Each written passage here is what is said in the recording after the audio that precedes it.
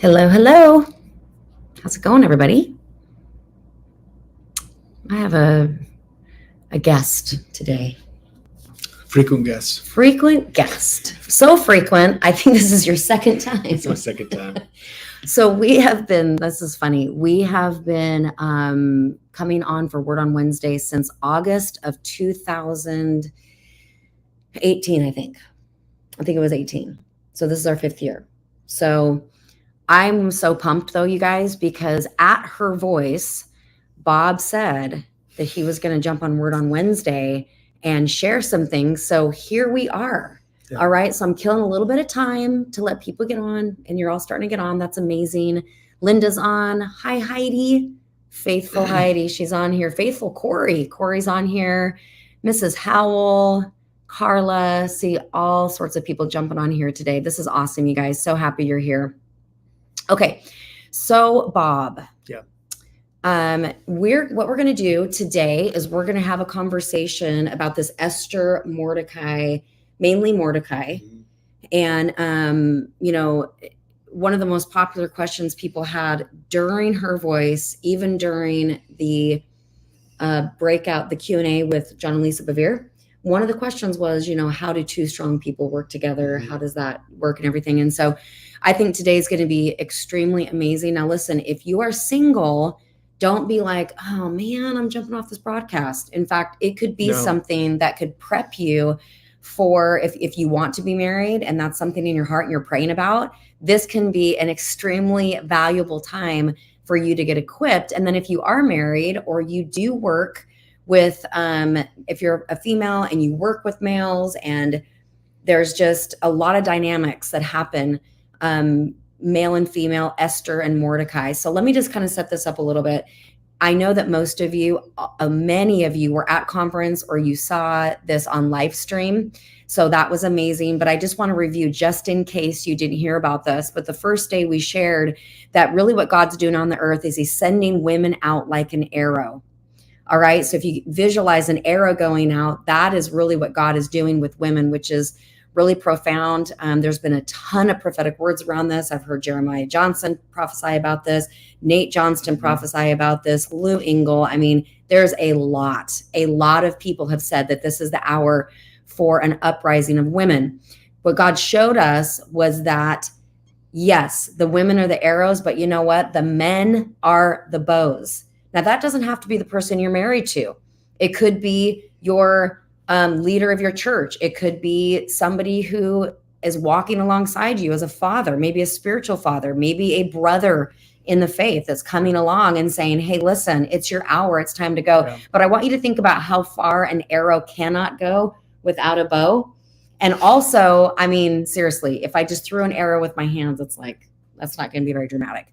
But if I have a bow, you're going to see it go fast. You're going to see it go far and have a better chance of hitting the mark. And so we know that that's what God is doing in this time. If you read the book of Esther, the book number 1 is called Esther. That's the name of the book. And you're watching her all the way through. But if you go back and read it, it could have been a book called Mordecai. But it wasn't. They named it Esther because Esther is the arrow. It's the one that you're seeing go all the way to stand before the king and then see Haman hung for the threat against the Jews. And so we are in a similar situation in the nation where our nation is kind of hanging in the balance, and God is using the Esthers to do that. But when you read the story of Esther, Mordecai was the one that made sure she got in the palace. Mm-hmm. He was the one that told her, if you don't speak up right now, don't think that you're just going to sit in this palace and not get, he told her, he laid it really plain to her. And then he said in verse 4:14, he said, what if, Esther, you were made queen for this very purpose, for this very reason? Mm-hmm. And Mordecai was really the bow. He was one that sent her out. And so I believe, Bob, that we're going to be seeing women do incredible things on the earth, especially over the next 10 years. We're in this 10-year decade of what's called the pay, which is the mouth.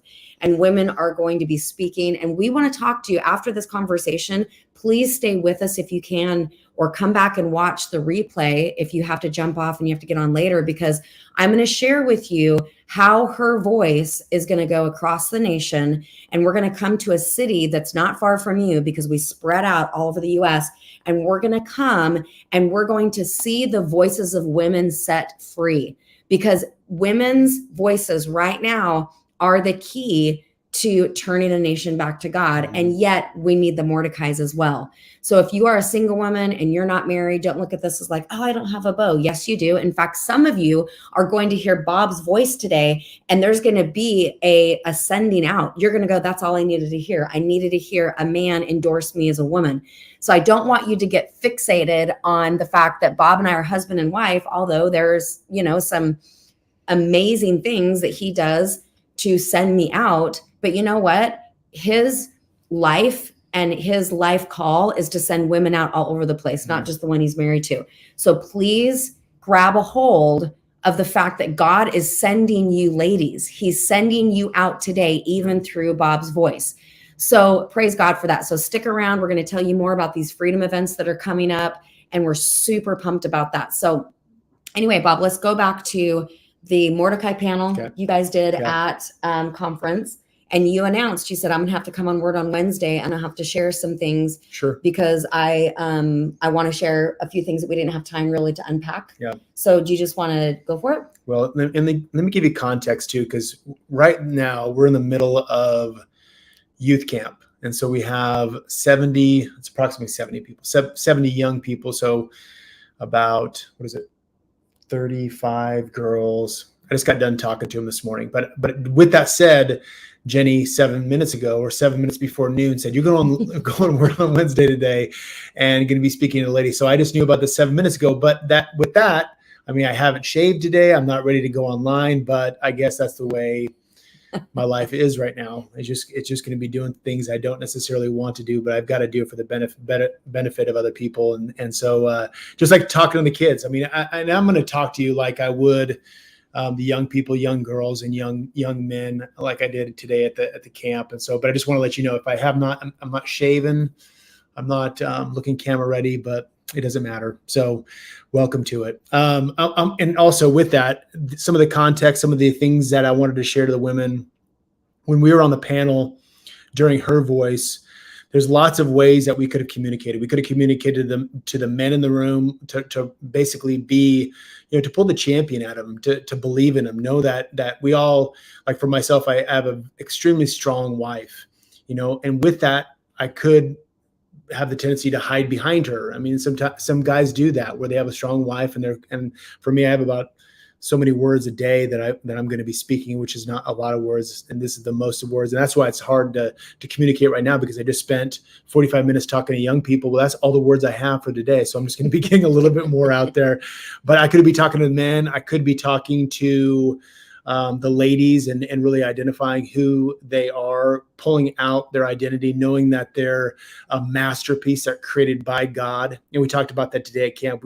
I read Ephesians 2:1-10, capping it off at 10, knowing that you're a masterpiece. You have been specifically designed to make an impact on this world. And ladies, you need to understand that you have a specific calling, whether you're single, married, it does not matter. You have been called specifically to make a major impact. And a lot of things that I'm going to be talking about today, things that Jenny did for me back when we first got married, is some of the things I share today, at the youth camp. So I'm talking to girls that are like my daughter. One of my daughters, is 15 years old. Well, I'm speaking to her as a 15-year-old young lady because she is going to be married one day. So some of the things that Jenny did for me back when we first got married, were pivotal for me in my finding out my identity in Christ, finding out how I was created. And so she pulled a lot of things at me. Did she do everything perfect? Absolutely. Are we still working through things? Absolutely. We are not perfect by any stretch of the imagination. Sometimes that's the natural tendencies. You see like where we are today and how we're able to work together, how she's able to pull me in 7 minutes before going live, and I'm not upset about it. I mean, this used to, back in 2000, 2001, when Jenny said, hey, you're going to be talking, I'd be like, I don't want to talk. I have no desire to talk. I would rather just be seen as a mute, and I'd be saying nothing. But I know that I have a voice as well. So my job is also to make an impact. Where Jenny has a voice, I have a voice as well. But so this used to create arguments. So if this would have happened maybe 15 years ago, it would have been a fantastic, intense fellowship moment with Bob and Jenny. That's a fact. Truth. But now it's not. Now I've got 4 daughters and I got a wife for 24 years and I'm just in it. I'm in it thick. So I'm going to tell you some of the things that are on top of my head. I have not thought about this since Her Voice, which feels like it was about 6 months ago, but in fact it was last week.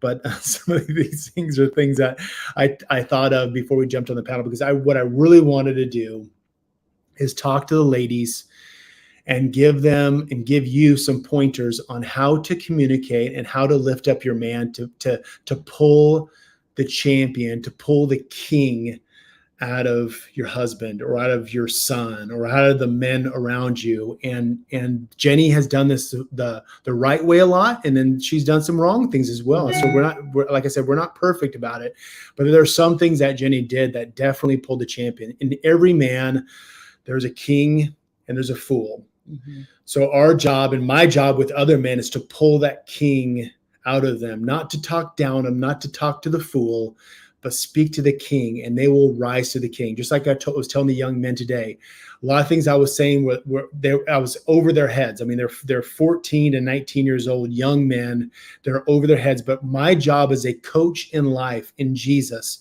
is to pull the champion out of them. It's not saying, no, it's okay and coddle you being you. No, it's to pull the champion out of him. And that's what my job is. And so ladies, you have that great task, and it's a lot simpler than you may feel like. It's like, is this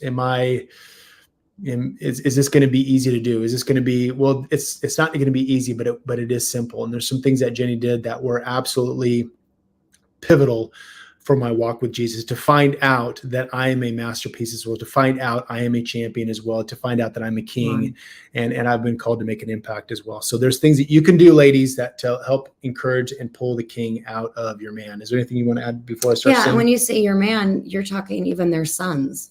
Yeah. Right? Yeah. Like I had to, and none of this came natural for me, by the way. The stuff that he's saying here, I had to actually run into a lot of godly sorrow when I hurt him, because I had no idea how to come as a strong person, trust the leadership of men. I had to go through deliverance and healing and all the wounds and junk, right? That's okay. That's incredible, right? That's an incredible thing that God does for us. But then I had to learn. I had to actually learn. And then it was like, okay, so how I pull the king out of my son is totally different than how I pull the queen out of my daughter. So I want everyone to know that as you give whatever it is, because I haven't even seen what it is yet.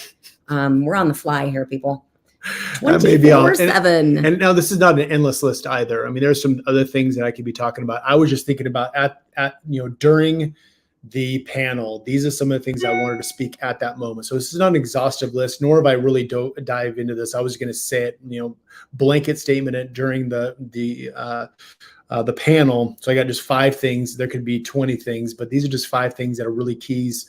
Some things that I see that as ladies, as you're talking to a man, that can actually do the very opposite. You think you're actually encouraging them. You think that you're pulling the champion out of them, but you're actually completely discouraging them, and they're going to want to do the opposite. Men by nature, and I'm blanket statement certain things. Not all men are created the exact same. There are certain guys that are motivated by. I'm just going to give you what Jenny did and just gross generalizations. So everything breaks down at a certain point.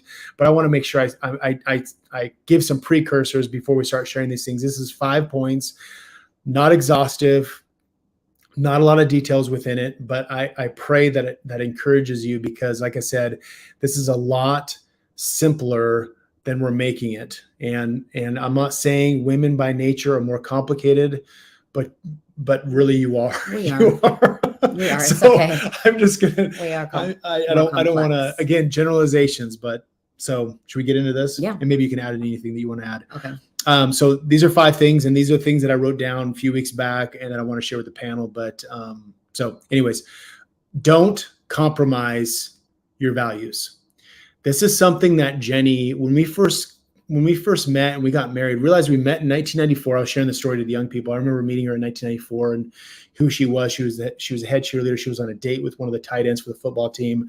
I was just a freshman, so she didn't remember that. But I remember specifically in the lobby looking down and seeing Jenny and the person she was on a date with. And it made a mark, but I remember re-meeting Jenny, and I was just a different person back then. I wasn't raised in the church. I didn't know who Jesus was. I didn't know Jesus was a savior. I didn't know anything other than potentially a colorful word. And I'm not proud of this, but this is just how I was raised up until I'm meeting Jenny.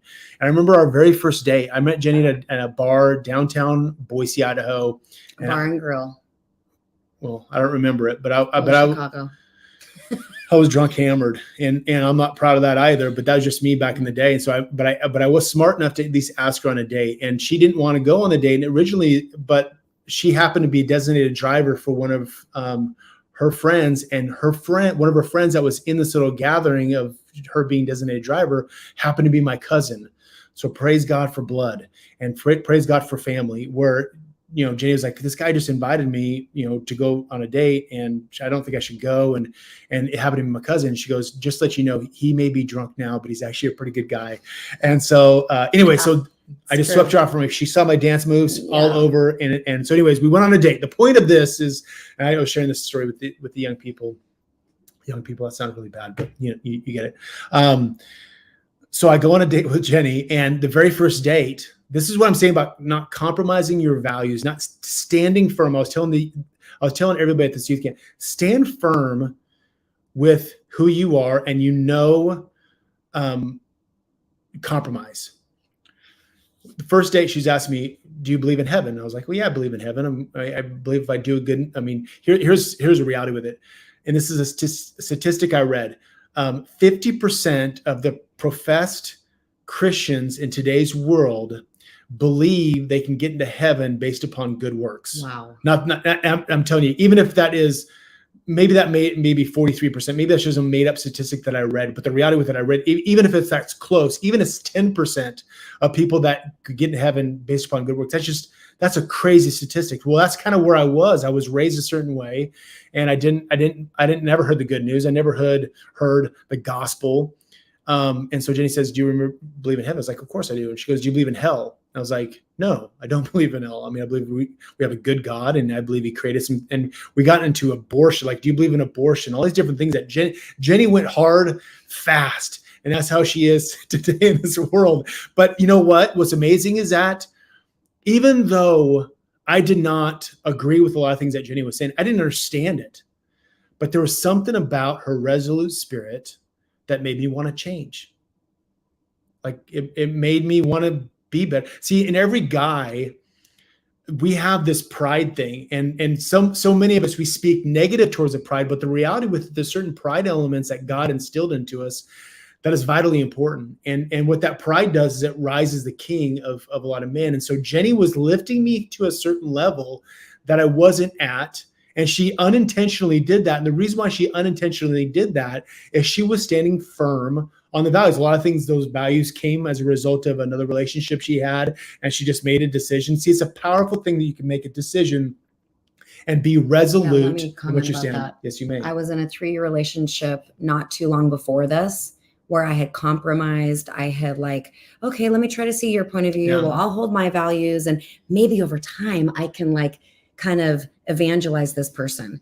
And what had happened was I looked up and realized I wasted 3 years of my life. I had given my virginity away. I had totally become a person I couldn't even recognize anymore. And I felt this tall. And so what happened after that relationship, before meeting Bob, is I decided I am the Lord's. I went into lordship, actually.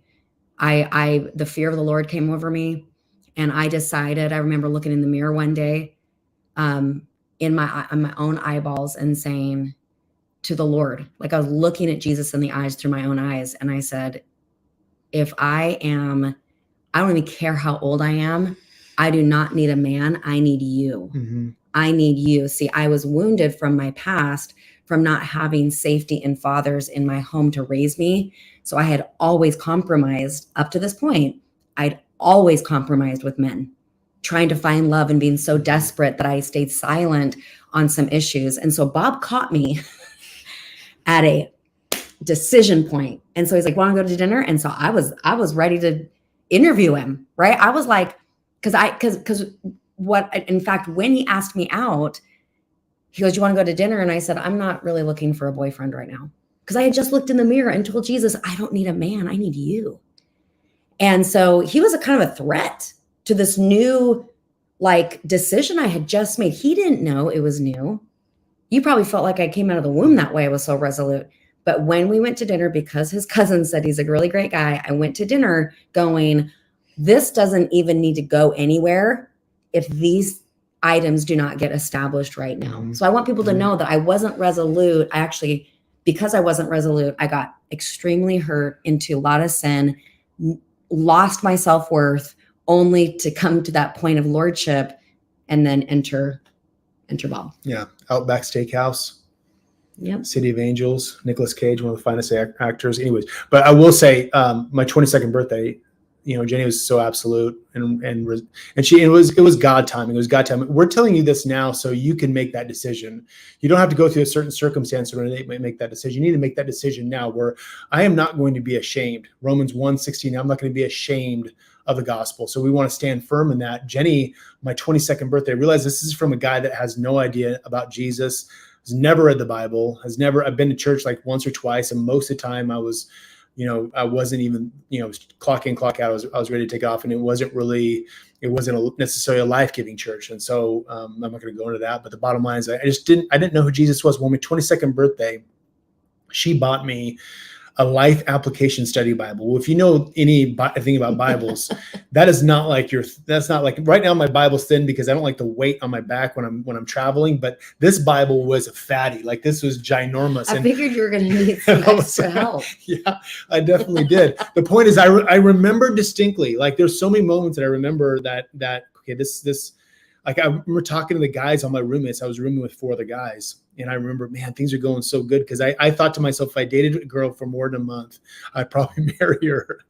So my mind is so simple, but I'm just like, there's something about Jenny that's just different.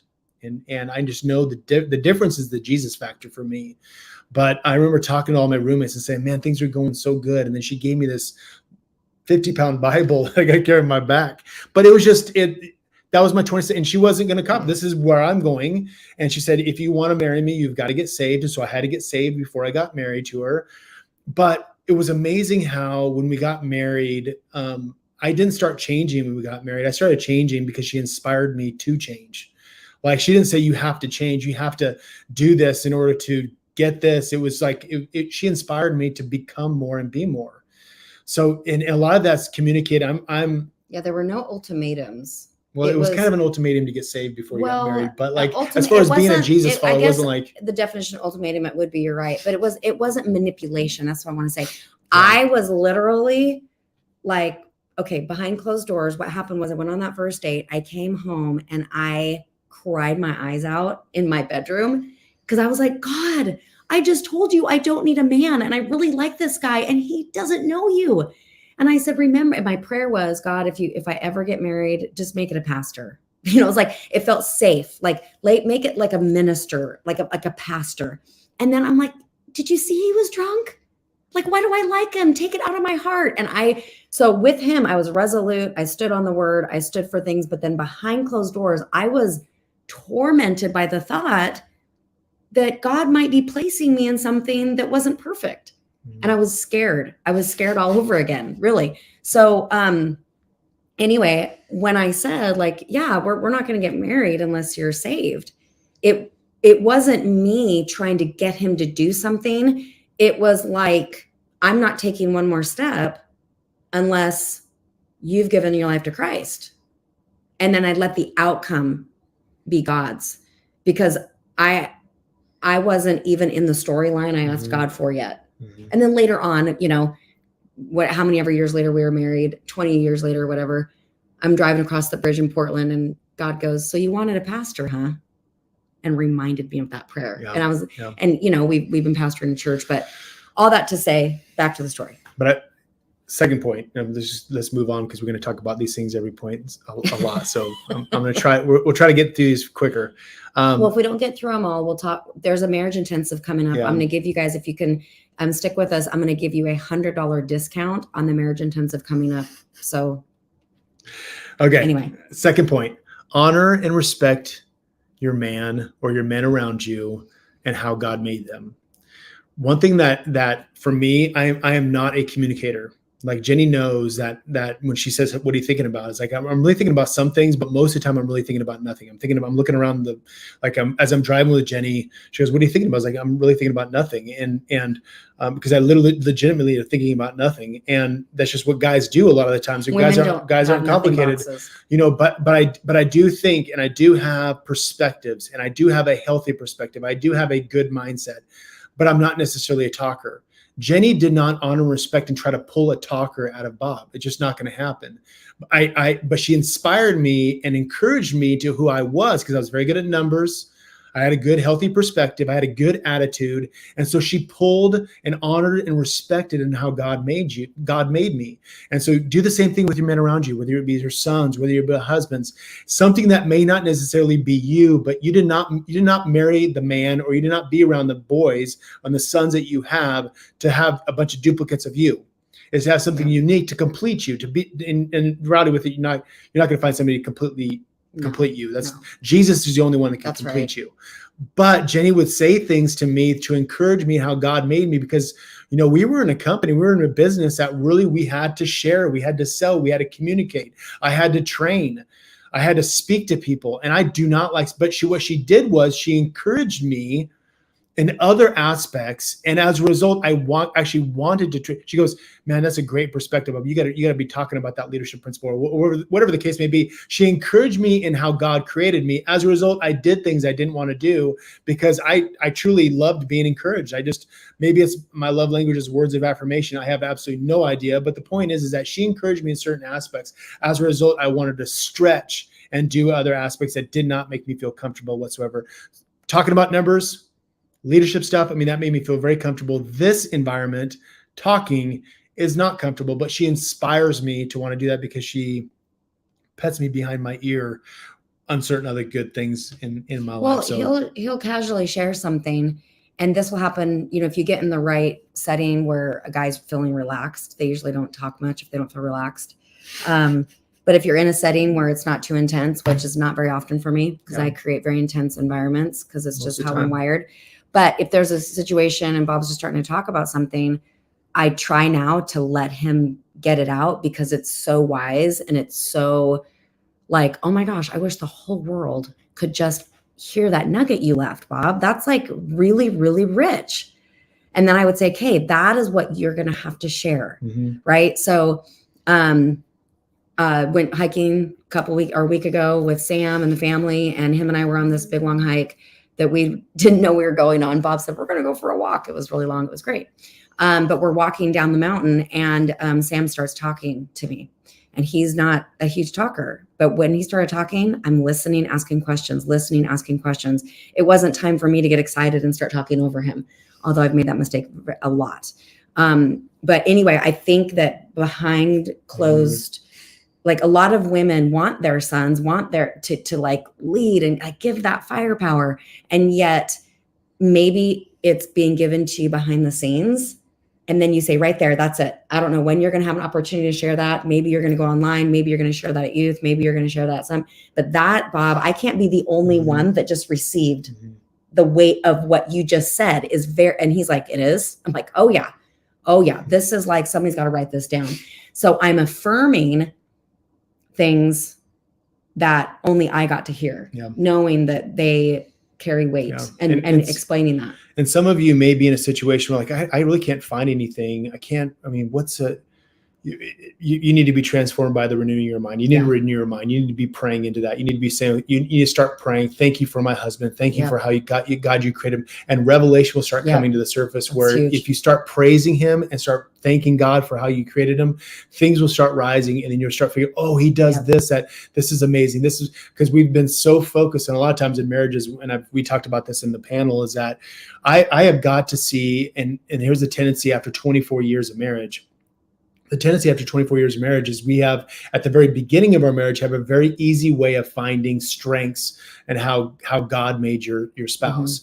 24 years into it, we have the tendency to find out how all the weaknesses and all the things that you did not make my spouse to be. And for me, I've got to continue to renew my mind and look at Jenny for how God has created her and all of her strengths, maximize the strengths, minimize the weaknesses. And you've got to do that with your husband. You've got to maximize the strengths and minimize the weaknesses. And I'm telling you, the weaknesses for me when it comes to talking to people, I would be so fear stricken to talk to people. And obviously, 10 to 15 years into our marriage, I mean, I spoke in front of 25,000 people. I don't necessarily get afraid of anymore because I've renewed my mindset. And some of the things that were minimal to me are now are a top tier. And the reason why is because Jenny has pulled that out of me. So continue on. Number 3, ready for number 3? Yep. Be patient. Let me repeat that. Be patient. That's huge. Let me repeat that. Be patient. Men, by and large, are very slow animals. And so I'm not saying that in a bad way, but I'm saying that myself, like, just we're slow and we may not be looking like we're firing on all cylinders, but we are, like, we're actually taking it in. But sometimes, and I'm speaking in generalizations, mostly I'm speaking because my wife, how Jenny is. Jenny wants change right now. But in certain aspects of our life, she has learned to be patient, where it may not necessarily look like I'm firing on all cylinders, but I'm taking it in and I'm processing it inside. And I'm not, maybe that's because I'm not an external processor. Mm-hmm. I'm an internal processor. So you may be married to an external processor. If he wants to talk, let him talk it out. And at the beginning, it may not make a lot of sense, but after talking for 15 to 20 minutes, it may start making sense. And the reason why, because our brains we're slow animals. And so when you look at us, just know that there's greatness in there, and it's going to be bubbling to the surface. But you've got to be patient. You just got to wait for it. And Jenny waited for me. Like I was battling so much fear. And this is probably a year into our marriage. And so many of you have heard this story, but I'm not going to dive into it. I may dive into it down the road with y'all. But I was dealing with fear. And my number one fear that I was dealing with is the fear of how other people saw me. And so it was a people-pleasing spirit. And I think a lot of us deal with that. Like I was telling the youth here, is like, man, it does not matter. Most people, I read an article that, and most statistics are made up on the spot, but most people will not show up at your funeral. Mm-hmm. And it's based upon the weather. Yep. Like the weather will determine whether they show up at your funeral. It's like, man, why am I so concerned about what other people are saying? It's like, I don't care. And so but for me, I just deal with this fear. And I remember sitting down, I read Proverbs 23:7, as a man thinketh in his heart, so is he. And then I read Philippians 4:8 and read that on yourself. But I'd start thinking, man, what things are noble, what things are good, whatever such things, think about such things. And I started renewing and I walked into the bathroom when I was reading this book, and I walked out of the bathroom completely different. The fear of man fell, and I just started, that was a year process. That was a year of Jenny. Like we'd been in an argument and I would be walking and Jenny would just be following me and she had patience. She was willing to endure the process, because it is a process. Again, we're just slow animals, most of us by nature. Yeah, I think maybe even a lot of marriage books would probably not advise some of the things that I did.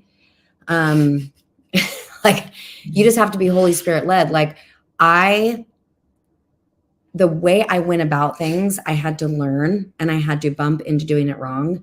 But here's what I was unwilling to do. I was unwilling to let Bob think that he was anything less than who God made him to be. So he would say stuff like, I'm not good at speaking. I'm not good at that, Jenny. And I would say, who said that? I didn't say that. Who told you that? And he would get so mad because I wouldn't let him think he was a loser.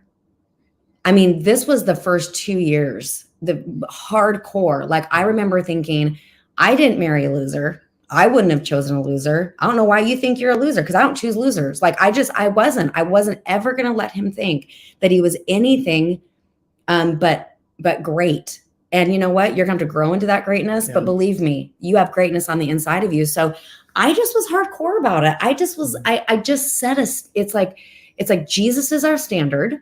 And that's what we do with our kids too. Mhm. You know, we tell our kids, you can't look at what Molly's doing and go, well, I'm doing pretty good compared to Molly. Or, wow, I need to do as good as Sue. She's a real good Christian, so I'm going to try to do what she's doing. No, we don't look at other people as our standard of whether we're, you know, deep in sin or barely in sin or doing good. We look at Jesus. We look at Jesus and we say, is this how Jesus would think? Is this what Jesus thought of himself? Did he think, I'm not very good at talking, so I'm just going to back out here? Mhm. You know, like we literally look at Jesus and Yeah. say, we're made in his image.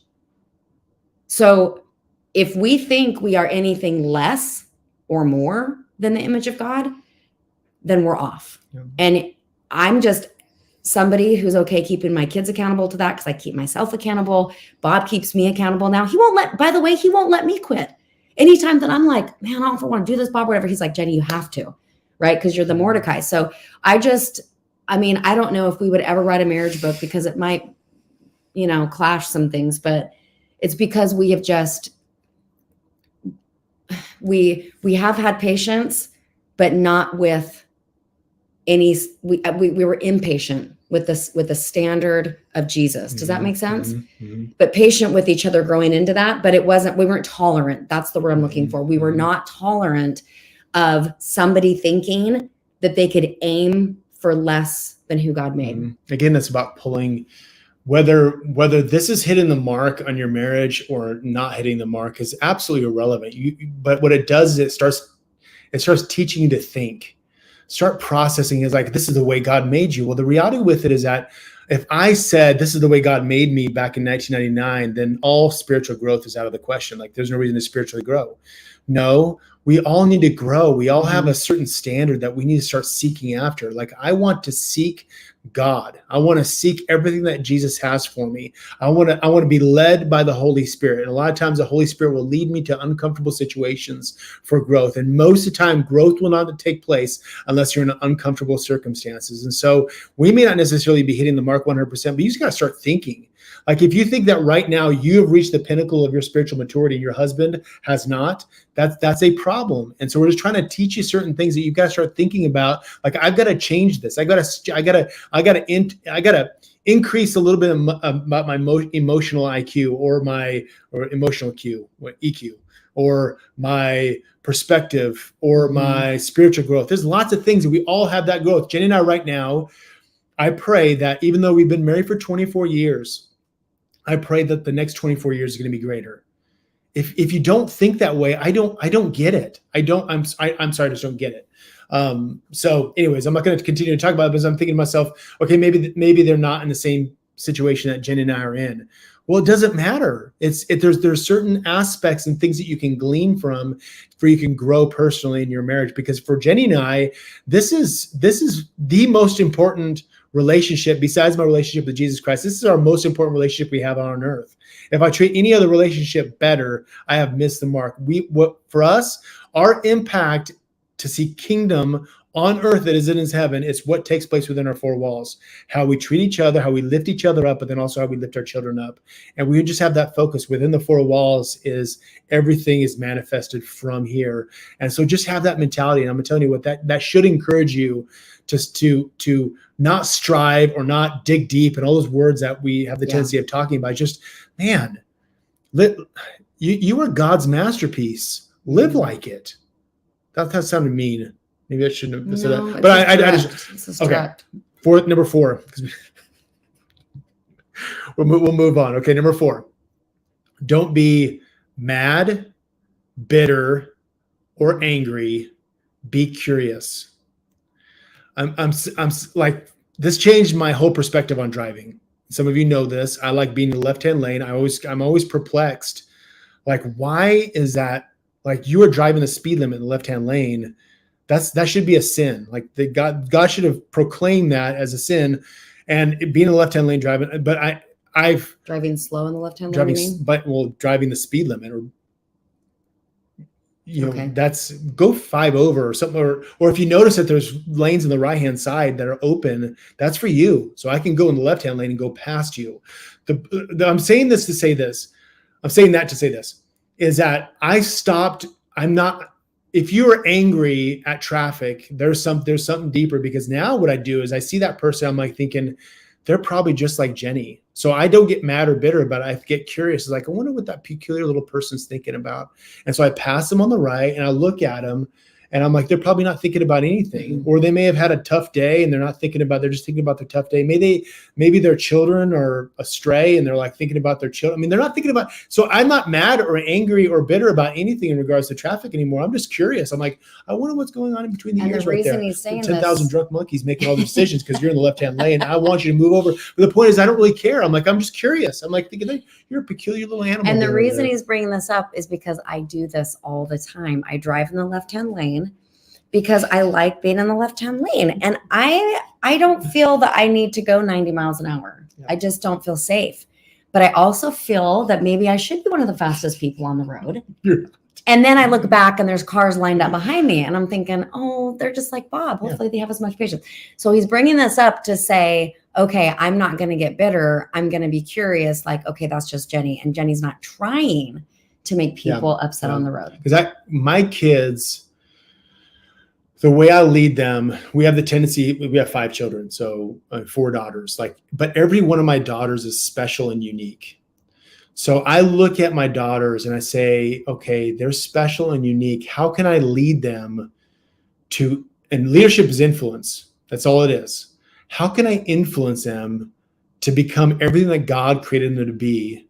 And I look at them as like a puzzle, and women are deep, really, they're 1,000-piece, tiny piece puzzles. Men are typically 6-piece puzzles, and they're really, really big pieces, and they got lots of colors in them. Very, very easy. Women are like a landscape picture where it's like grass and lots of fields and thousands of pieces in your job. And so I look at my girls, which I'm sure that's a gross generalization, but I'm telling you, that's the way I lead, is like, man, that's a puzzle. I have decided in leadership, I'm going to be more curious than mad. Because if you're mad, angry, and bitter, you will not be able to influence anybody, including your husband. So I decided I'm not going to be mad or bitter or angry about anything. And that's when their kids mess up. I'm very, I mean, I shouldn't say that. I can be mad because they haven't raised the expectation or know where they should be. But when I deal with the problem, I'm actually very calm and actually be able to ask them questions like, why was this?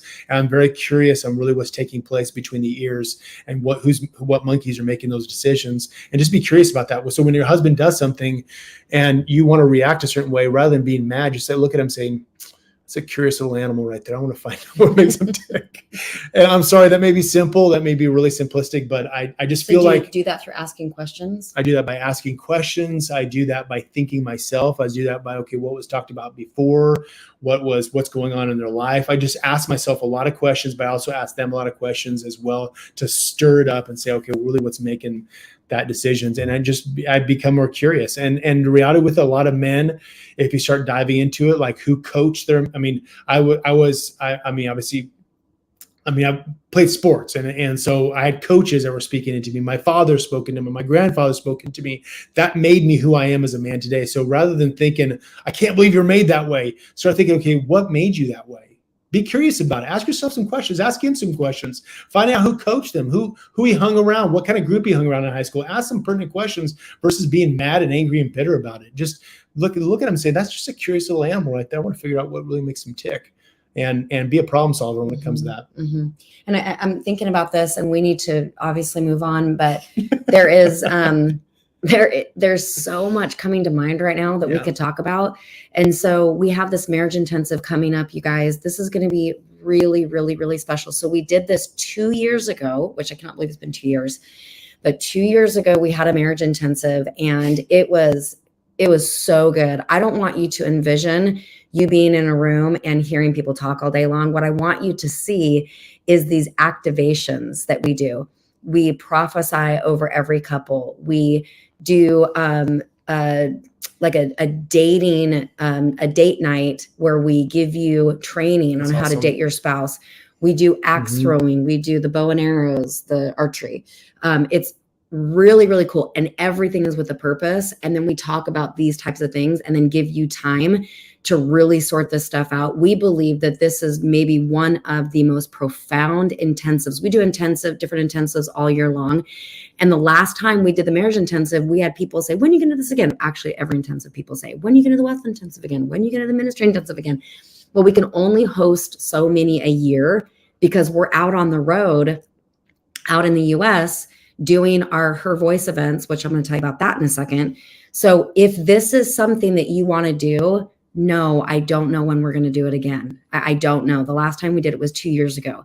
So for this intensive coming up, it is August. Let me put up the banner, you guys. It's August 16th through the 18th. You can register at hervoicemovement.com. I'm going to give you a discount code in just a minute. Okay. I want you to make sure that you get those dates down before I move this. All right.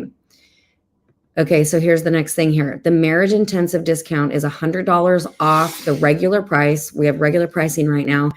And if you want $100 off, go use I Still Do, that code. Put that code in and get $100 off.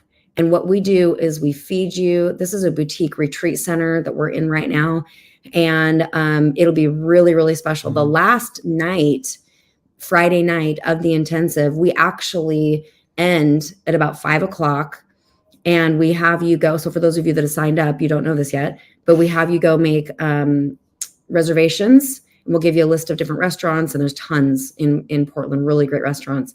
And then you go on your own that night and get a hotel reservation somewhere. And for some of you, it is going to literally be the reset.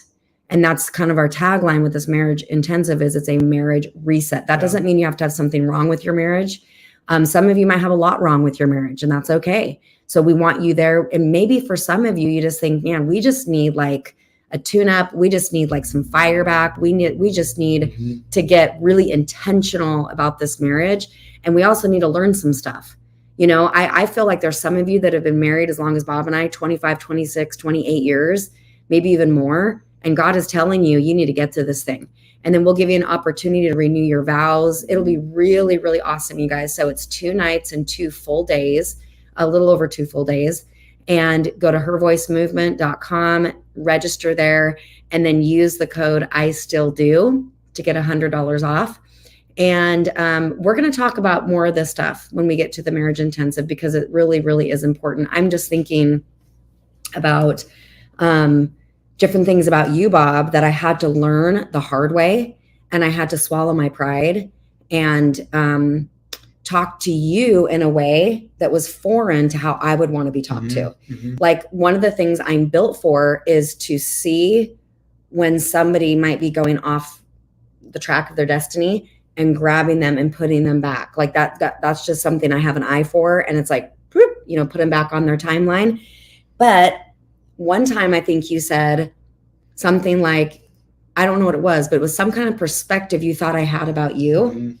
And I was like, hold on a second. How can you even possibly think I think that about you? Because because I wasn't vocalizing, Bob, you're amazing me right now. Like, everything you're doing is literally blowing my mind, how incredibly obedient you've been to God and how surrendered you are and how selfless you are. Because he would say something to me like, oh, you probably think I'm just doing whatever. And, you know, and I'm like, no, I don't think. But what happened was I was only used to vocalizing when an adjustment needed to be made. And I'm not a huge words of affirmation person. Like, if people compliment me all the time, I'm like, awesome. But sure, we all like compliments, but it's not my main love language. His was words. And I was like, man, I need to not just say when things need adjusted. I need to affirm you're on track. You're doing a great job. I love the way you treat me. Thank you for smiling. When I wake up in the morning, first thing you do is smile at me. Thank you for all you do. Thank you for cleaning up, my laundry all the time. And I had to learn, oh, this guy likes, and I'm still working on it, you guys. But this is the kind of stuff at marriage intensives you find out about your husband. Because guess when I found out about this? I found out about it 2 years ago, and we have been married for 24 years. I went 22 years thinking I compliment him all the time. I told him 6 months ago that you're doing awesome. Well, to a person that's words of affirmation, that's not it. So this is the kind of stuff we learned through coming to things like this. So we want you to come. If you and your spouse, this is for married, it's not for singles, but for those of you that are married and you say, I still do, but we want to do it even better in this next decade, then we want you to sign up for this Marriage Intensive. It's going to be beautiful. And there's other speakers. It's not just Bob and myself. It's other people that are proven in this realm. And then actually better at this realm. That's true. We're horrible counselors. We're not the best. I don't know. We just don't have complex layers to the process of change. We have some people coming like Ben and Heather Rose who are anointed and gifted at like what is it when a bomb is de-escalate? When it's like disarm? I don't know, something like that. Yeah, whatever. But when a bomb is taken apart so the wires don't go off, like they're really good at that. Bob and I are not we're not technical about these things. We're more vision casters. We're simple, but some of you might need the technical aspect that these other guys can offer you. Mm-hmm. So anyway, we think it's going to be beautiful. Our good friends JD and Shona Danberg. Yep. Which they're amazing. And they're the same. They have step by step. They're very good for people who want like a linear process, who want to know like, okay, this, and this. So that's really good for many of you. Okay. So Her Voice Freedom Tour. These are 5 cities. Can I finish the 5th one? Sure. Oh, you want to do the 5th one? We have 5. I cut you off early. I'm sorry. It doesn't matter. Write down this number 5. Okay. And this is it. And we're it. And when Jenny can go into the cities because it's going to be amazing. Okay. We look forward to seeing you there. Obviously, I might not see you there, but Jenny will. It's okay. No, you're going to be at several of them. Okay. But yes. Number 5, encourage your husband or your son when they do uncomfortable things. It is amazing what takes place when you just pet your husband behind the ear every once in a while. And that's a generalization, not literally, but figuratively speaking. Like, you like that too. I like the itch, I do. But like small encouragement based upon their love language for when they do something, when they actually sit down and talk with you and you actually able to hash out a healthy adult conversation, encourage your husband after that's done. Like at that moment, say, man, I'm so thankful that you did this. I'm going to fulfill you in this particular, because you fulfilled me in this. This is my love book. So encourage him when he does something that is uncomfortable. When I speak, and Jenny knows every time I'm talking, I don't not necessarily this anymore, but like I used to be extremely uncomfortable. Like I would almost pass out. My breathing would be off and I would start sweating profusely. And I would just be very, very uncomfortable because I was so afraid. Public speaking. Like that's just me. I was very uncomfortable. I'm not there anymore, but like maybe I should be, but like I'm not there anymore. But like whenever I got done, Jenny was like, that must have been so uncomfortable for you. And just like, she just encouraged me like I was just a little stray dog and all I needed is just a little bit of petting. And I'm attached. I'm going to follow her everywhere. So just, it's amazing when you do a little bit of encouragement to your husband, when he does something uncomfortable, when you're seeing him read the Bible by himself and you're like, man, thank you for leading our, just like encouraging him with doing things that he normally otherwise when he does it. If he doesn't do the dishes normally, I do the dishes most of the time. So like in this case, but when he does the dishes and he doesn't normally do the dishes, encourage him in that and be thankful for it, because I'm telling you that will make him want to do more things. Again, we're curious little animals, but we're very, very simple. You're motivated by encouragement. Big time. So I'm done. No, that's really good. And I will talk about the 5 cities here, but I do want to make an important comment. When he a couple of years ago was like, well, you probably think I'm not doing anything, worthwhile or something. I was like, where in the world did you get that? Then I realized I hadn't told him how impressed I was with him. And so I was like, God, you're going to have to help me with this. And this was the Lord told me. And this is what I want to tell you is God was like, Jenny, every time you think, wow, I'm so happy Bob is praying with the kids right now. Wow, that's awesome. He's reading his Bible right now. Wow, that's so good that he went and spoke to the kids. I'm thinking it all the time. I'm thinking like, oh, praise God, he's doing that. Or man, good job, Bob. Or wow, he wouldn't have done that 10 years ago. God was like, just say it. If you're thinking something positive, say it. If you think it, say it. And I was like, oh, well, that's easy. It wasn't like I was pulling out of nowhere. I was literally thinking these things. I just wasn't verbalizing them. So that's a little tidbit for some of you. Okay, well, the discussion will continue at the marriage conference and the 5 cities. This is a Her Voice Freedom Tour. Listen, if you are a woman who knows that you have more courage, more confidence, more boldness, you want to be that person that's resolute. You want to be the person who can stand up in the public square and defend the faith. You want to be able to speak to your children with strength. You want to be able to be the woman that God's called you to be. You need to be at the Freedom Tour. Let me tell you why, because God is going to free you from the inside out. He's going to do it. We just arranged the meeting. We're making it free. There's free registration, which is always really dangerous because a lot of people don't value things that are free. Now we're doing this until God tells us to charge, and he might switch the game here and say charge down the road, but we're doing this as a free event because we want you to invite every single person you know in that region. So we are going September 21st. Back up. September 14th and 15th, we will be in St. Louis, Missouri. September 14th and 15th, 14th the evening, all day the 15th.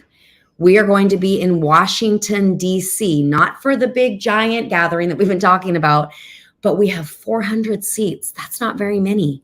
Will you please go register and have as many, if you're in that region or you know people in that region, get as many as you can there. And of course, some people will fly across the United States to come. We want you there too. But that is on September 21st in the evening. It's a shorter meeting. See, St. Louis was a whole night and a whole day. The Washington, D.C. is just an evening for about 3.5 hours. And then fast forward to January 18th, 19th, and 20th. That's 3 days or 2.5 days with Pastor Callie in Houston. That's also on the Freedom Tour. It's the Crowned event, but it's coming under the Freedom Tour banner. Then we will be going to LA.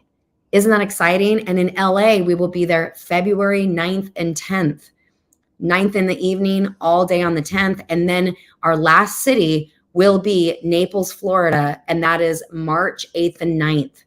8th in the evening, all day on the 9th. Okay. So listen, I am so fired up about this. We want to literally see thousands upon thousands of people totally radically transformed. We need your help.